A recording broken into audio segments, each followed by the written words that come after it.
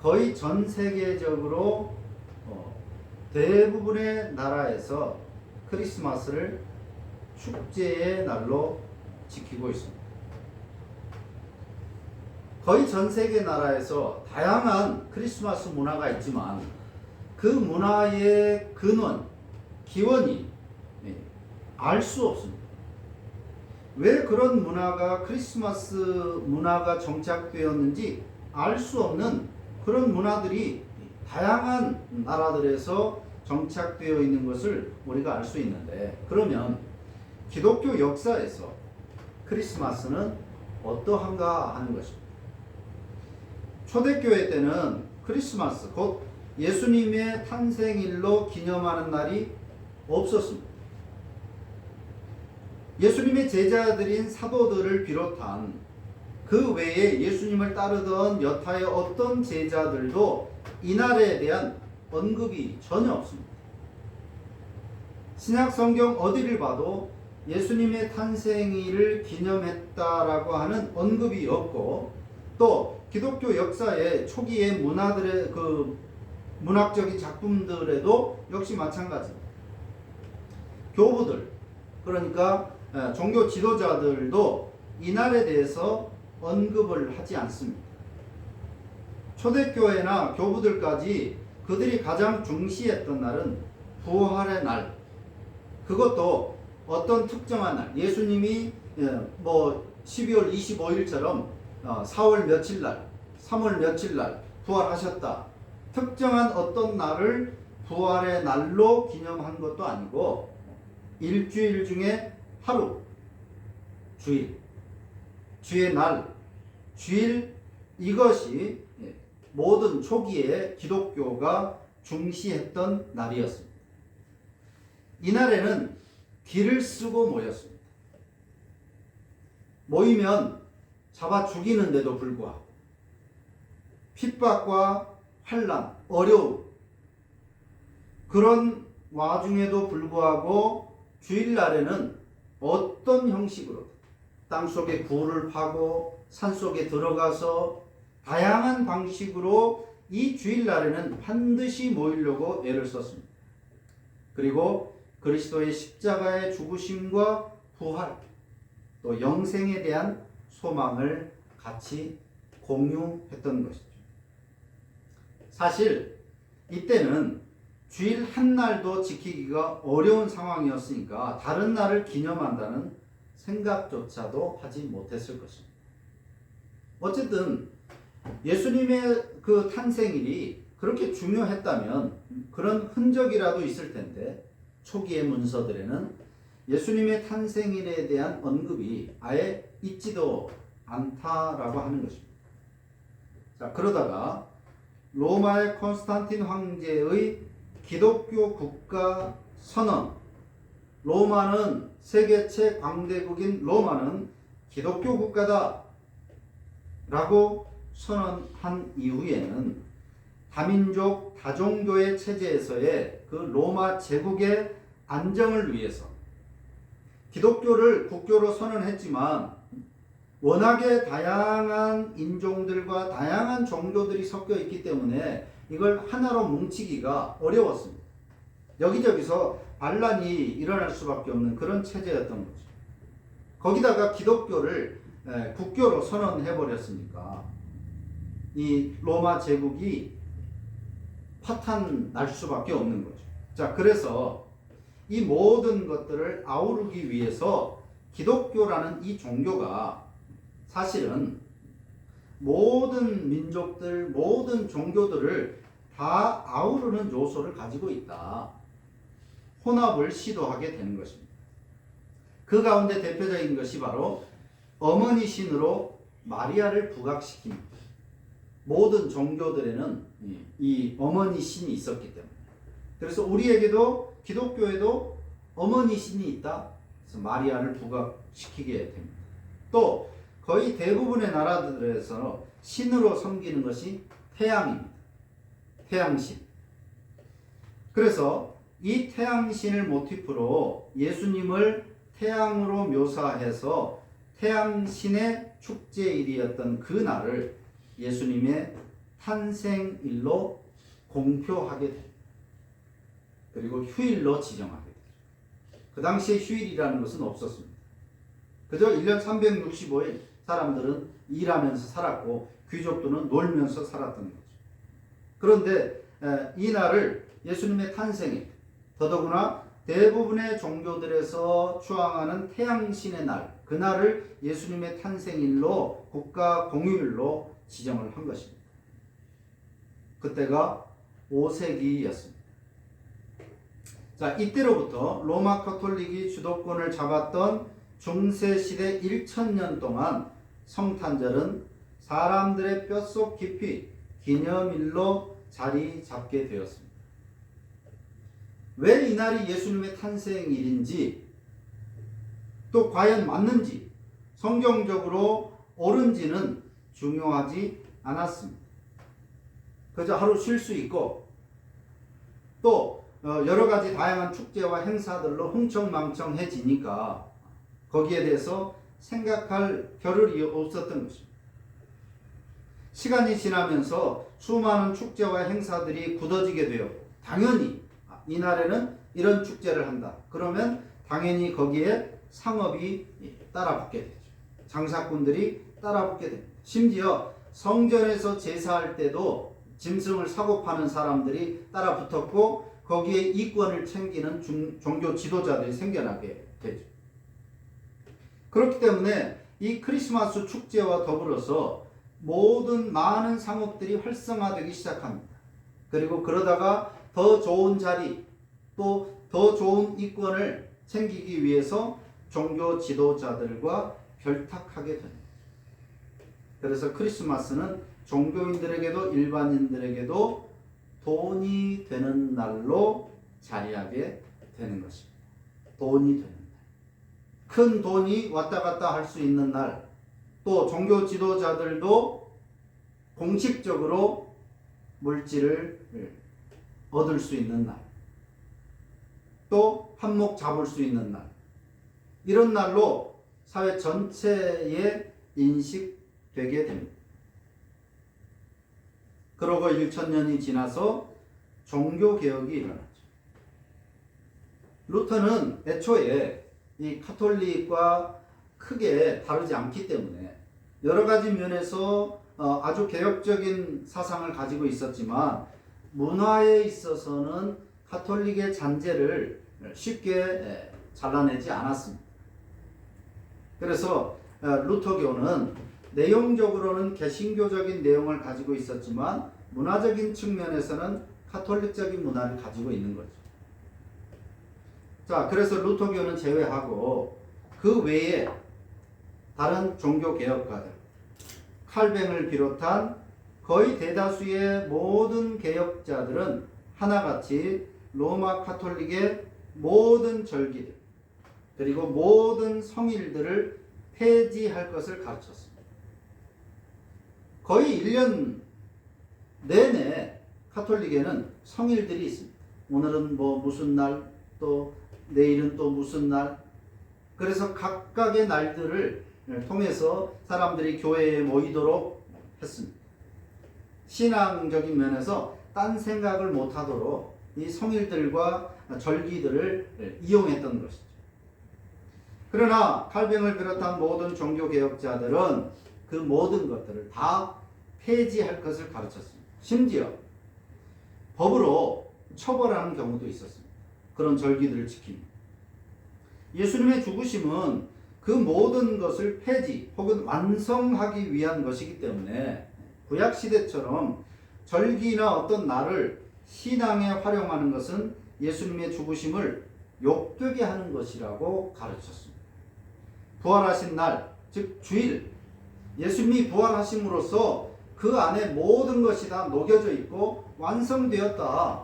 주일이면 충분하다라고 가르쳤습니다. 그 결과로 1574년도에 도르트 총회라는 곳을 통해서 개신교, 즉 개혁교회, 장로교회, 개혁교회 내에서는 성탄절, 다른 절기도 마찬가지고 성탄절을 폐지하는 것을 결의했던 것입니다. 개혁교회, 장로교회는 그 어떤 날도 어떤 절기도 특정하게 구별하지 않는다 라고 교회 법적으로 결의를 한 것입니다. 그런데 이미 돈에 짙게 물들어 버린 사람들은 그 이익을 내려놓을 수가 없었습니다. 그것이 평생의 업이고 심지어 가문 대대로 내려오는 업인데 그것을 쉽게 포기할 수가 없었던 것이죠. 그래서 온갖 정치를 동원하여 유지시키려고 했습니다. 노비가 벌어진 거죠. 또 왜 이런 문화가 자리 잡았는지 생각조차 없이 더 크고 화려하게 지키는 것이 예수님을 위하는 것이라고 착각했던 신자들의 어리석음이 이 상업과 맞물려서 무너뜨릴 수 없는 바벨탑이 되어버린 것입니다. 하나님의 교회, 이단, 또 말씀 보존학회라는 것이 있습니다. 그리고 안식교, 다 정통 기독교에서는 이단으로 결정한 곳들인데 이곳들에서는 반 크리스마스, 가장 이 사람들이 사람들과 또 기독교인들과 접근하면서 가장 먼저 내미는 것이 이거예요. 성탄절이 진짜 예수님의 탄생일입니까? 이렇게 치고 들어오는 거예요. 그러니까 이 사람들은 대표적으로 반 크리스마스를 주장하는 사람들이죠. 자, 그렇기 때문에 크리스마스에 대해서 부정적으로 말하려 치면 이단 아니냐 이런 취급을 받는 기현상이 벌어지게 된 것입니다. 자, 오늘 우리가 읽은 본문은 출애굽의 상황입니다. 애굽에서 탈출을 했어요. 그리고 광야 생활을 하던 중인데 민수기 21장에 보면 이스라엘 백성들이 어느 날 물이 없다, 너무 덥다고, 또 심지어는 하나님이 매일 주시는 그 만나 뭐 이런 하찮은 음식을 우리에게 주셨냐, 양념도 없고 부추도 없고 파도 없고 이런 것도 없이 만나 같은 이런 하찮은 음식을 우리에게, 이런 불평을 백성들이 하게 됩니다. 그렇게 모세를 원망하는 거죠. 그러자 하나님께서 불뱀을 보내셨습니다. 사막에 불뱀을 보내시고 수많은 사람들이 그날 물려 죽게 됩니다. 그러니까 이 사람들이 놀래서 회개하고 모세를 통해서 제발 우리가 잘못했으니까 하나님께 우리의 죄를 용서를 좀 빌어달라. 그래서 하나님께서 모세에게 놋뱀을 만들게 하십니다. 놋으로 뱀을 만들어서 높이 매답니다. 그리고 그 놋뱀을 쳐다보면 살도록 하신 것이죠. 물론 이것도 의심한 사람들은 그냥 죽었지만 많은 사람들이 그 놋뱀을 쳐다봄으로써 살아나게 되었습니다. 당연히 이 놋뱀을 기념으로 보관했겠죠. 그런데 언제부턴가 사람들이 그것을 숭배하기 시작했다는 것입니다. 왜 그랬는지는 정확하게 밝혀지지 않습니다. 성경에 기록되지 않았습니다. 근데 왜 그것을 숭배하는지도 모르고 미신처럼 숭배하면서 심지어 그 놋뱀의 제사를 지내기까지 하고 있었습니다. 분명히 그 놋뱀은 하나님께서 이스라엘 백성들에게 주신 거예요. 구원의 상징으로. 믿음으로, 하나님의 말씀을 믿음으로 받으면 산다. 이걸 보여주는 거죠. 하나님의 은혜로 주신 것입니다. 그래서 그들은 그 놋뱀을 기념으로 보관했을 거예요. 하나님의 은혜를 기억하면서. 그런데 언제부턴지 그들의 의도와는 달리 하나님을 대적하는 우상이 되어버린 것입니다. 하나님의 은혜가 우상이 되어버린 것입니다. 자, 오늘 본문 열왕기하 18장에서 읽었는데 오늘 본문의 상황은 이 놋뱀의 사건이 일어나고 800년이 지나고서입니다. 800년. 그때 왕이 히스기야예요. 이스라엘이 가나안 땅에 이미 들어갔고, 그리고 사울 왕을 비롯해서 다윗 왕, 솔로몬 왕 다 죽고 나라는 둘로 쪼개졌습니다. 그리고 북쪽 나름대로 운영되고 있었고 남쪽도 나름대로 왕들이 세워지면서 운영되고 있었습니다. 그러다 북쪽은 망하게 되고 남쪽도 조금 뒤에 망하게 되죠. 근데 그 직전에, 망하기 직전 이스라엘 역사의 말기쯤인데 히스기야라는 왕이 등장합니다. 좋은 왕, 나쁜 왕, 즉 다윗을 본받았던 왕, 그렇지 않은 왕들, 이렇게 일어섰다 죽었다 하던 그런 역사가 진행이 되다가 그 중에 그나마 다윗이 그 신앙을 추구했던 히스기야라는 왕이 등장합니다. 그 히스기야 왕이 어느 날 율법을 읽게 됩니다. 하나님의 말씀. 그러면서 우리가 하나님의 말씀대로 지금 살아가고 있지 못하다. 그것을 깨닫고 하나님의 말씀에 어긋나는 모습들이 이 나라에 어디에 어떤 모양이 있을까라는 것을 찾아보게 되죠. 그러면서 히스기야 왕은 깜짝 놀라게 됩니다. 그동안 하나님을 섬긴다고 했고 하나님을 잘 믿는다라고 열심히 제사도 하고 있었습니다. 여호와의 국가라고 그들은 생각하고 있었던 것이죠. 그런데 히스기야 왕이 돌아보니까 이스라엘 안에 우상 숭배가 만연되어 있었다는 것을 알게 됩니다. 각종 산당, 주상, 심지어 바알, 아세라, 가나안의 주신이었던 아세라 여신상을 섬기는 그런 모습도 죄의식이 없이 버젓이 진행되고 있었습니다. 그 가운데 하나, 놋뱀도 포함되어 있었습니다. 800년이 지난 그때까지도 이 놋뱀을 보관하고 있었고 이 놋뱀이 이스라엘 백성들이 제사하는 신으로 섬기는 대상이 되어 있었다는 것을 히스기야 왕이 발견하게 됩니다. 그래서 모든 우상들을 척결하면서 이 놋뱀도 그때 다 부숴버립니다. 그리고 부숴버리면서 그 놋뱀을 뭐라고 부르냐면 느후야단이라고 불렀습니다. 느후야단, 놋 조각이라는 뜻입니다. 놋 조각. 분명히 하나님께서 모세에게 놋뱀을 만들어라 그래서 만들었습니다. 하지만 그 당시에나 중요한 것이었지 그 이후에는 이 놋뱀은 놋 조각에 불과한 것이었다는 의미입니다. 그 사건이 끝나고는 그것은 놋 조각에 불과한 것이었다는 것, 신성시할 아무 이유가 없었던 것입니다. 그런데도 800년 동안이나 이스라엘 백성들, 하나님을 섬긴다는 그들은 그 놋 조각에 생사화복을 빌고 있었다라고 합니다. 태양신을 섬기기도 하고 거대한 나무를 신으로 섬기기도 하고 바위덩어리를 신으로 섬기고 심지어는 짐승을 신으로 섬기기도 하는 어리석은 인간들의 이 신앙의 행태를 여실히 보여주는 대표적인 사례입니다. 놋 조각에 불과한 그 사건 이후로는 그냥 놋으로 만든 것에 불과한 아무 의미도 없는 그 놋 조각에 대고 제사 드리고 빌고 복을 받기를 소원하는 이런 어리석은 백성들의 모습을 히스기야가 지적한 것입니다. 느후야단이다. 놋 조각에 불과한 것이다.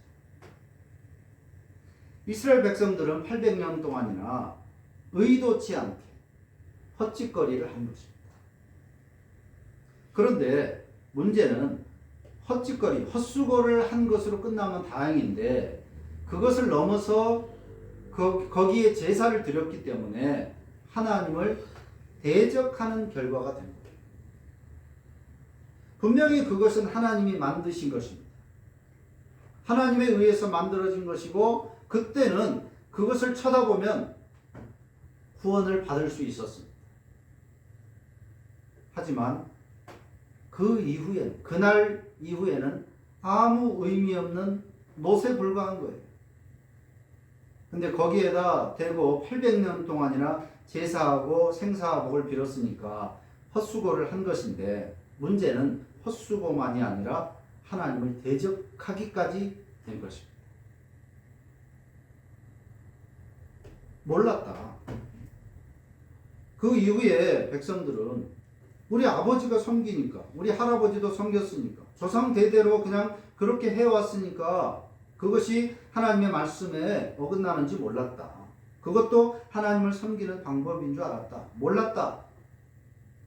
그렇게 말할 수 있지만 그것은 하나님 앞에서 핑계가 될 수 없는 것입니다. 성경적인지 항상 점검하지 않으면 이렇게 인간의 행위들은 성경의 적이 되고 마는 것입니다. 그것이 인간의 노력인 거예요.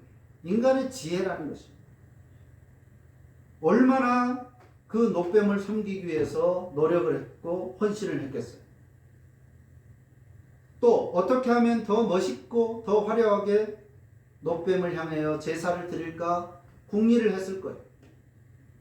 하지만 그런 모든 노력과 지혜들, 그것은 오히려 하나님을 대적하는 성경적이 아니라 성경의 적인 행위가 되고 만 것입니다.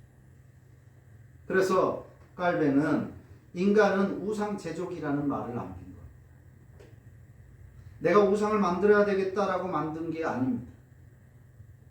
하나님을 더 잘 섬겨야 되겠다, 더 하나님을 더 기쁘시게 해야 되겠다라고 열심히 인간적인 방법을 동원했는데 결국은 우상 숭배가 되고 마는 것, 이게 인간의 노력이다. 칼뱅은 바로 인간의 죄된 본성을 간파한 것입니다.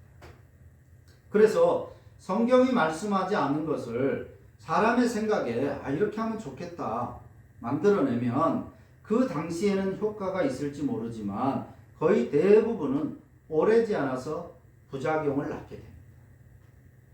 그래서 하나님을 예배할 때, 하나님을 섬길 때 신중하게 뭔가를 결정해야 되는 거예요. 열린 예배, 찬양 예배라는 것이 대표적인 것들입니다.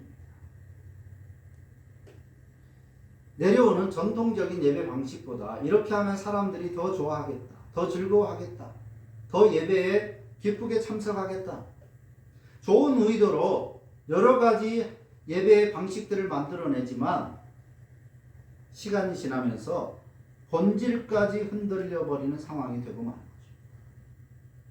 그래서 함부로 하나님을 섬김에 사람의 방식을 동원하는 것은 조심해야 된다라고 하는 것입니다.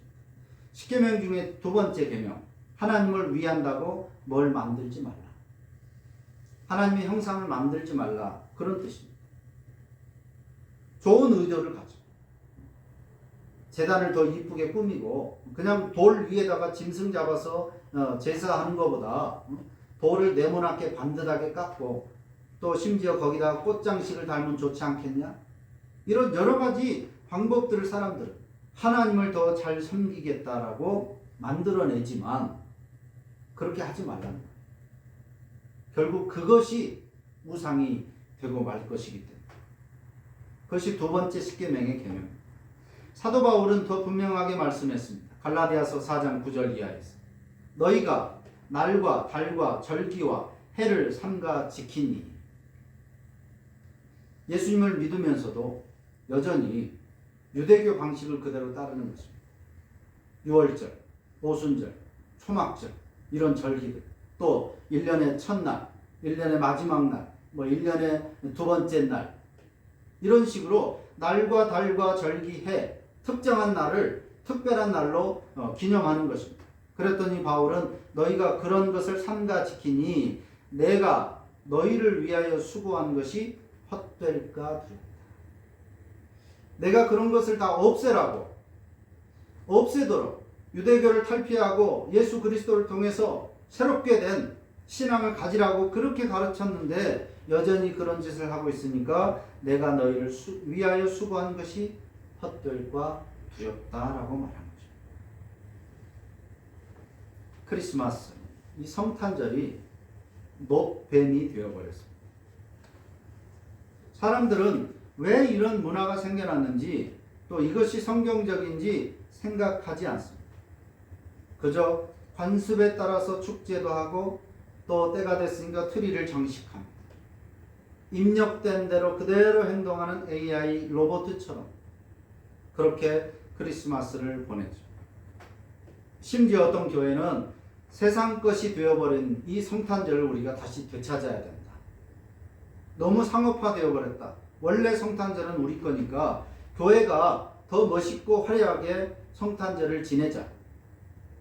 그래서 어느 교회는 3단짜리 대형 케이크를 예배 시간에 자르고 온 교회가 축하하며 내심 자랑스러워. 우리는 성탄절을 잘 지켜야 돼. 추수감사절 어느 교회 보니까 이 농산물 시장이 되어버렸어. 강단 앞에 그 넓은 강단에다 세상이 존재하는 모든 과일들은 다 펼쳐놓고 하나님께 감사하며 예배한다는 그런 농산물 시장 같은 추수감사주일 예배도 있습니다. 대다수의 어떤 신자들은 이날을 성대하게 기념하는 것이 주님을 기쁘시게 한다고 믿어 의심치 않고 있습니다. 그렇게 하면 더 큰 복을 받을 줄로 기대하는 거죠. 결국 예수님께 감사하고 예수님의 생일을 축하한다고 하면서 주님을 빙자하여 자기의 탐욕을 채우는 행위에 불과한 그런 크리스마스가 대부분인 것을 얼마든지 확인할 수 있습니다. 놋 조각에 불과한 것을 하나님과 견주어서 혹은 하나님의 복을 받는 중보자로 예배하는 것이 죄가 되는 것처럼 단지 한 날에 불과한 날을 특정한 날로 구별해서 이것이 하나님을 위하는 날이다 라고 기념하거나 더더구나 이것이 무슨 절기인 것처럼 안 지키면 안 되는 것처럼 되어버린, 그러나 사실은 자기 탐욕을 채우는 수단으로 삼는 이런 것들은 역시 그렇게 의도하지 않았겠지만 우상 숭배의 죄가 되는 것입니다. 크리스마스 지키는 게 무슨 문제가 되느냐? 예수님의 탄생을 축하하고 교회가 같이 기뻐하면 좋지 않겠냐? 그렇게 말할 수 있습니다. 그런데 의도치 않게 그게 우상 숭배의 죄가 될 수 있다는 거예요. 기독교, 특히 우리 개혁주의 장로교의 역사를 볼 때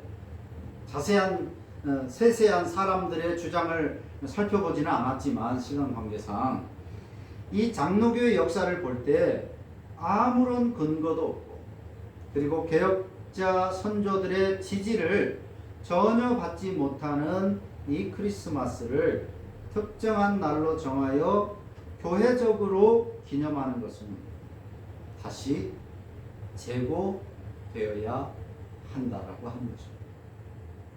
역사적으로 볼 때 크리스마스를 교회가 특정한 날로 정하고 절기화해서 이렇게 기념하고 지키는 것은 결코 옳지 않다. 정당화될 수 없다는 것을 다시 한번 우리가 생각해야 됩니다. 그리고 다음 주일에 다시 살펴보겠지만 성경적으로도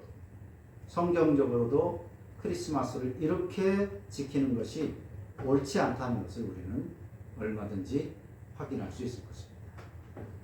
기도합니다.